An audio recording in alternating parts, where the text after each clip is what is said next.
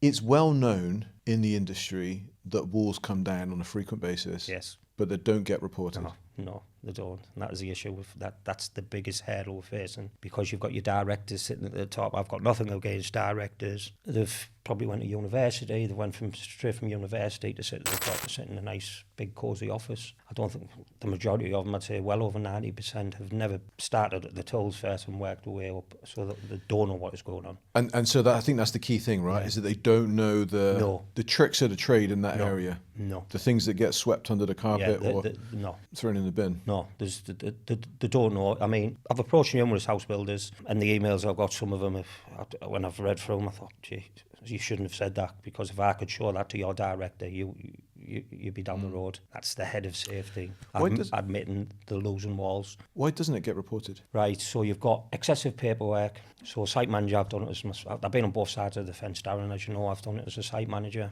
I've had it done to me as a bricklayer. So it starts, you've got your excessive paperwork, you've got your P pressures from above, you've got your insurance premiums rising. So they'd rather just get rid of the evidence and pay the bricklayers to start again. It's as simple as that. That is it. So what should happen is the wall comes down. Yeah. It's an email. Talk me from there. Then what should happen at that point? Well, if the wall comes down, it should be getting reported straight away. Then them should be reporting it to the health and safety to say we've had an EMIS on site. Right. No, it goes straight in the skip. The bricklayer will go and see the site manager. Say it's happened the night before. Say it's happened the day before. They've went in to work. Come in the next morning. Yeah, the next morning the walls on the floor. Yeah. All the timber's on top of the blocks. Yeah. So the site manager will say to the bricklayer, "Did you brace it?" "Yes, I braced it last night."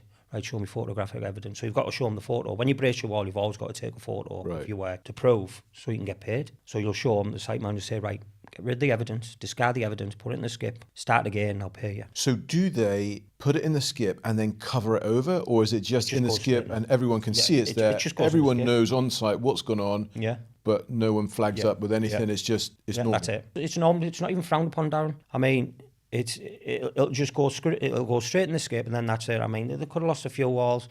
It's a regular case. It happens all the time. It'll be happening today, happen tomorrow. How does that work then when it comes to ordering? So, I mean, the amount of bricks that need to be ordered to site, obviously that will need to go up as well, just to replace the thing that's come down. And also the tonnage and the volume of waste that's being disposed of, that's going to be different as well. So the thing that is commonplace in the industry, so this is, you're saying it's a daily thing, right? All the time, yeah.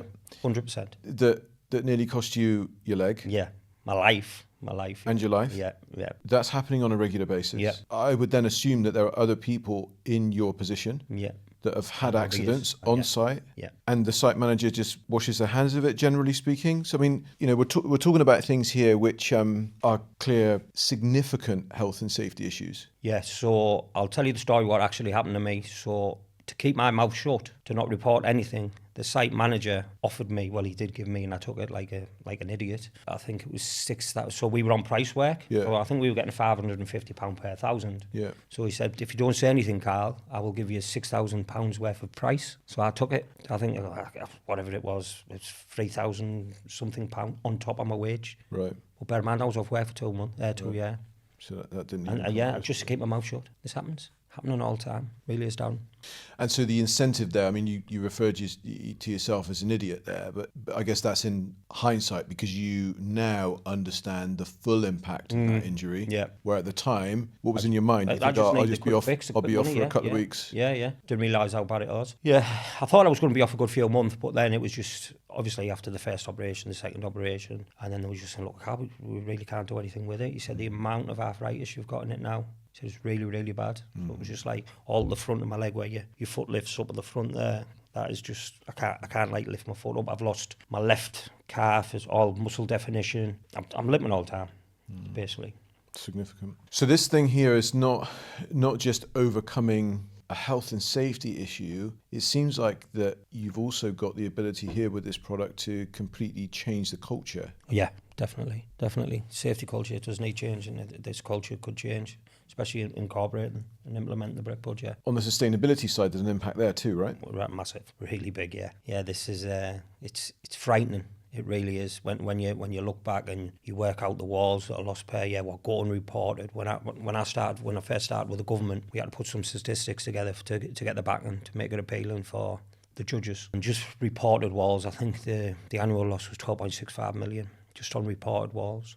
12.65 million walls? No, pounds. 12.65 million pounds of wall comes down each year. And that's just the reported ones? These are just reported. But then the CO2, the carbon footprint, CO2 emissions, is 946 to just short of 1,000 tonnes. That's just reported walls. Now, I've spoken to many health and safety advisors, and I was talking to a lady last week before, and they all know what's going on. They all know that these walls are going unreported. And she just laughed down the phone, and I said, "Are you reporting all your walls?" And she laughed. She went, "No." It's surreal, the amount that are going unreported down. It really is.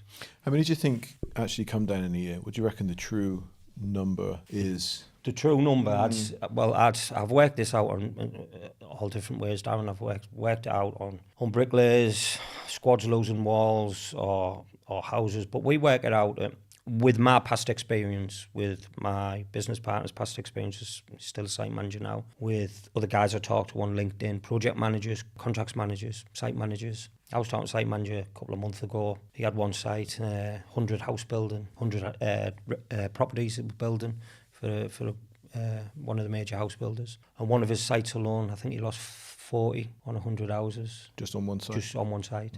And these walls, if it's an average gable end wall, it's about 810 bricks, say 800 bricks per gable. Clean-up fee, waste management, you've got your labour, your materials. You're talking a £3,500 wall just to put that back up. It's a lot of money.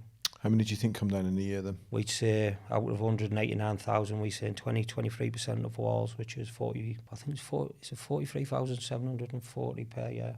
By the £3,500, about 152 million. Significant. Yeah, massive. But this, Darren, as well, we know that this is just a residential sector. Yeah. This isn't commercials. This isn't no hospitals, your hotels.